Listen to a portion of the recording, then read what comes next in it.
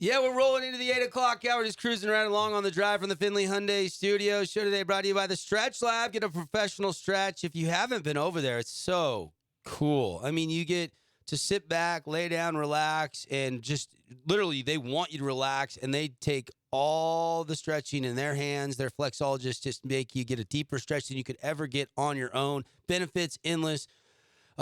Post-race recovery, post-golf recovery, tight hammies, been bodybuilding in the gym like the new Pineview boys basketball coach, Patrick Amico, then you need to go to the Stretch Lab. And Patrick, good morning. Congratulations. Thank you. When you and I talked over the weekend, I was excited to hear because I know that you've been commuting as you've been up with the staff at Utah Valley there with Coach Pope, and then most recently with Coach Parrish at Westminster, and now finally going to be back in the STG full-time, buddy, and take over the boys program. It feels so good to be home, right? It's been a long 8 years. My wife and kids have definitely sacrificed more than anyone else has, so it's most important to be back with them, be a husband and father again, and I'm so excited to get over to Pineview. Got to meet the boys yesterday, and it was great. We got done with our meeting, went and met with the vice principal and former athletic director again, and come in the gym, and there's a bunch of guys on the gun shooting, and that's what you want is gym rats and guys that want to be in the gym. Taking over for Coach Ryan Eves, who resigned in the offseason, and not the only new coach coming in the region. Coach Meacham steps aside. Ryan Ball is there. You got still, Tyler Roberts at Dixie and Coach Allred at Desert Hills, but all the other schools have relatively younger coaches except for those two now. Yeah, and this region's always been one of those regions where it's had a long-term coach, whether it's been Roberts or Cuff at Dixie, right? I know Snow Canyon's had a couple over the last few years with Meach leaving, but Pineview's had Ryan Eves for a long time, and he's donated his time and life of 17 years at Pineview High School to help out over there, and he's done a great job, and I'll just try to continue that legacy and build on that legacy that he's built. And there's Coach Lynn. There's been some great coaches at Pineview, and just hope to continue that. Been some great players through the program over the years as well. A lot that went on. I mean, I remember watching and calling games from Andy Palmer, and then they had the Cody Wilstead era, and they had all these different kids come through Pineview. And right now, you look at the roster coming back, and it was kind of similar when we were talking to Ryan Ball, talking about Owen Mackey coming back for his senior season. But you have two really key guys that you can build around in Shepard and Schroeder. Your thoughts on coaching those guys? I know you'll only get them for 1 year, but there's got to be some excitement there. Yeah, a lot of excitement. Griff definitely can get downhill, scored at all three levels. Nash, he's a coach's son, right? He sees the floor. He understands the game. He can make every pass. He's chippy. He gets after it. So I've watched a lot of your guys' games, actually. You guys have them on the Fan Sports Network on the app. You can go watch the games. So over the last 3 weeks, being involved in this process, and it was a long process with Pineview. Watched a lot of games to see what I was getting into. But you talked about old players, and that's one thing that I'd like to do is Pineview has to build this tradition back because it has such a great tradition.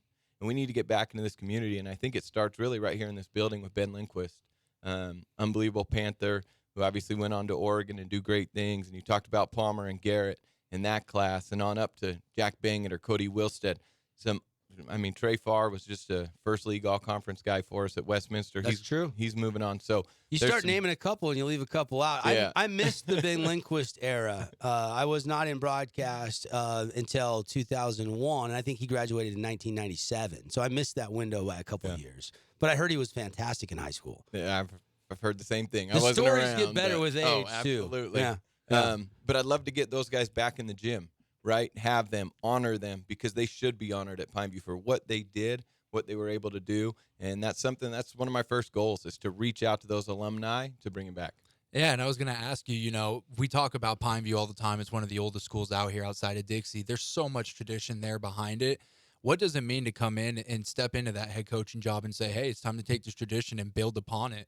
Yeah, and it's got to start from the ground level. I talked about ex-players, but we need to start, Coach Roberts does an unbelievable job. He has his flight program. You can go over to Tonnequint Monday through Thursday, Monday through Friday, and he's got kindergarten through fifth rolling in, and then after that, the sixth grade on up, and then into the high school kids. But he puts the time and effort in.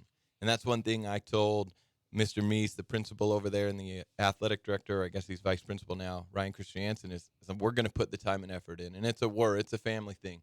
I mean, I had my wife and kids down there in the gym on the gun last night till about 10:30. So we were in the gym. So that tradition, we have to show these kids because they don't know about it anymore. You know, everyone wants the new school, the hot school, the popular school, the winning school right now, which is Crimson's the new one, Dixie's the winning one, right? So these kids have to see that Pineview coaches and players are willing to get out there in the community, willing to go to the schools, the intermediate schools. And we're going to do that, and it's going to be a lot of fun, and it's going to be a ton of work, but we're going to get after it right away.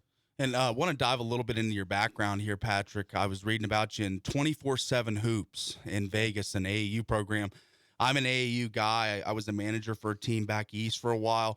What is that background, and how is that going to help you with these kids and get them into colleges, get more offers for these kids? It said you get offers, 78 offers for your players back when you were coaching 24/7 Hoops. Ooh, that was a long time ago. I remember those days. Yeah, that's what brought me to St. George, honestly. But that's what's going to help with the youth program that I just talked about because we've done it before. I mean, my wife, she's the greatest, and we had our wedding fund saved up, and it was July, which is our big season to get our guys seen, and we were paying power bills and tournament fees out of our wedding fund, right? So we're all in, and that's what it's going to take is to be all in.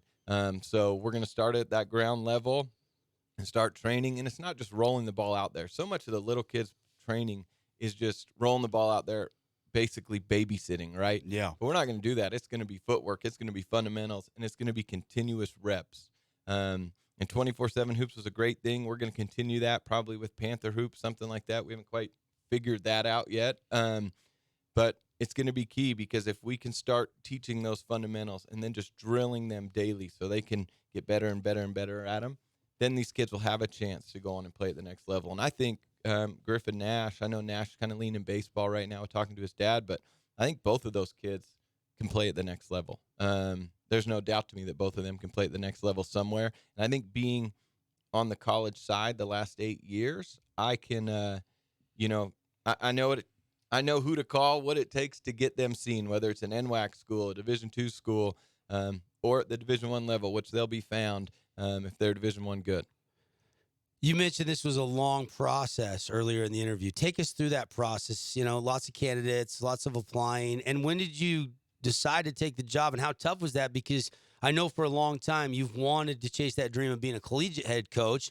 And do you think that that's still in play, even with accepting a high school job and leaving a program like UVU and then Westminster? I don't think it's in play anymore. That was hard. It really was. At the end of the day, it was all about being back with my wife and kids. That was number one. Sorry. So it was hard, but it definitely, I knew what I wanted. Yeah. I needed to be here, be a husband, be a father. I've missed so much in these last 8 years. But the process was long. So when I heard Coach Eves was stepping down, I was told the job would be open in about 5 days. So I started watching film. Is this something I want to do? Is this something I want to take on? And I was only able to watch the varsity, but got to know this team really well. Then it opened, and I put in for it. And then they started calling references, and Coach Pope called me, and Coach Parrish called me, and they both thought I had a really good chance. And then we had the interview, and then they called again to Coach Parrish and had a long conversation. And that's where it was tricky because Coach Parrish called, and he went into the AD and was like, hey, we'll get you associate head coach. We'll get you next in line, trying to entice me to stay. But at that point, I had so many great people at Pineview, Coach Hosner, Coach Shaw, going to bat for me, that at that point it was like, I can't go and just say no That's to right. Pineview after all these people have had my back. I mean, even Coach Roberts over at Dixie High, he said he got a call, and just so many great people here. But at the end of the day, was it hard to step away from college? Absolutely. But it was about being home with Jen and the boys and Lucy. And Patrick, another thing in your background I wanted to touch on is Coach Pope. He's been one of the more successful coaches in Utah, UVU, now BYU. What kind of influence does he have on your coaching acumen and pedigree? My two bosses have been the best, Coach Pope and Coach Parrish, and I hope we get to hit on Coach Parrish a little bit as well. But Mark Pope, wow, he taught me so much. That guy, when he talks on TV and his interviews about being relentless and working, it's not talk. I can tell you my first day at UVU, I showed up. I was so excited. I was like, I'm going to get to the office like 8:30. I'm going to beat everybody in. We're not practicing until 4. I'll guaranteed be the first guy in there. Nope, I was the last. And that night, so I'm just renting a room up there. And that night, it's about 8, maybe even 9 o'clock at night. I'm like, what are these guys doing? Everyone's in the office. But you learn that's what Coach Pope is. He is 24/7. He is all about it. He's in that office every day. His wife and girls bring him dinner and spend a few minutes with him because he will not leave. He is relentless. He is 24/7, and that's what I'm going to try to bring to this Pineview program. But it showed me a lot, right? Because I knew if I could work there and put in those hours, I can do it anywhere. So Coach Pope is someone I look up to a ton. I'm going to steal a ton of his terminology, his things. You know, at BYU, they talk about having the best locker room in America and having each other's back and that culture. So we're going to go with the best locker room in the state, and we're going to have each other's back, and we're going to build culture because culture is going to be huge, and it's guys having each other's back and that brotherhood and that 24-hour relentless style. Tell us about Coach Parrish then. How are they different? What did you glean from him that you can utilize?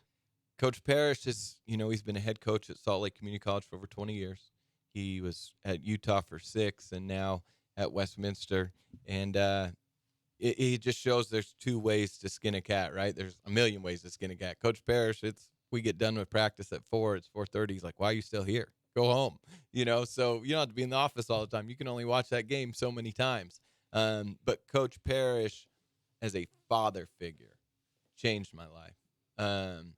He's someone I call a second dad. You know, at the Division I level, Coach Pope's so busy with boosters and having to go here or meet with this player. Coach Parrish and I go to lunch together 4 or 5 times a week.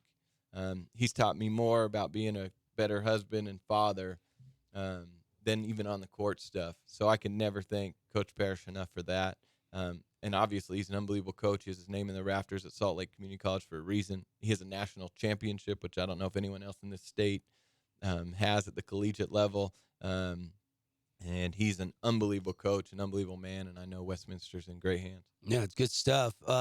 Talk about the summer. What's ahead? You got to go put together a staff. You got to find a couple of assistants to help you out, right? And then you got to get scheduling tournaments and got to get reps for these kids this summer, right? And then you got to share them with the football team and the baseball team and all that. Yep. No, love multi-sport kids, right? They're only in high school one time. Play multiple sports. Love that. Because then you're in the community more, right? You're out on the field. It brings your teammates to the games on Friday nights or on the weekend for baseball, whatever it may be. So I love kids that are playing multiple sports because at the end of the day, how many of them are going to actually make it to that collegiate level? I believe it's about 1% make it to college on scholarship, okay? So fight for that dream. Work your butt off for that dream, but also enjoy everything else. Because when you look back in 20 years, I want to make sure these kids have a great experience. You talked about getting in the gym. We're going to have our first open gym tonight, so we're going to get after it. We're going to be in the weight room and the gym tomorrow. Everything was off the book, so we put together this week of practice, and we'll get next week on there, and then hopefully get into Utah Tech's team camp. I know Nash can pull some strings for us with Dad, so we'll get into there, and then from there, I've called about 5 different team camps trying to just get in because it's so late in the game. But we'll get after it regardless. We're going to have a lot of new terms. It's going to be a lot for these kids. Their heads are going to be spinning. My head's spinning. And we'll find a great staff. There's some unbelievable coaches that have helped out at Pineview. And then just in this community, too, that I'm reaching out to that hopefully will come on board. When Mike Mees, I'm assuming it was Mike Mees, the principal, offered you the job, I mean, can you describe, was it a feeling of, oh, my gosh, I got this big decision to make now? Or was it, I get to come back home and you were excited? What was that feeling like when he actually offered you the job, probably sometime last week? Yeah, so last Thursday, and it was actually Cara Haas, the new athletic director that just came over from Crimson. She called, and I had my son in the car with me, and he kind of heard. And his excitement to finally have Dad home there was no, again, there were so many people that called on my behalf. I mean, Coach Pope and Coach Parrish are so busy recruiting right now and all that, and they received multiple calls from the Pineview principals and ADs. So there was no way at that point it was no, or I have to think about it. We were all in. If it didn't work out, obviously, I was still fine at Westminster, but we were all in. We're going to be all in as a family, and we're going for it. I love it. Patrick Amico, the brand new Pineview boys basketball coach, coming in the same season with the Snow Canyon has a new coach as well, obviously, and Ryan Ball. Hurricane hired a coach, 2 years ago? Coach Monks has only been at Cedar a couple years. This is a young coaching fraternity in Region 10, going to be Region 9 again, starting back up in the fall, which I'm glad we can just start calling it Region 9 right now for all I care. Patrick, thanks for coming in. Thanks for breaking the news with us here on the Fan Sports Network, and can't wait to see you and the boys get after it. Thank you. Thanks for having me. Thanks, Paulie, CC, Gage, Dev. We'll take a break. Lots more coming up when we come back on a Tuesday on The Drive.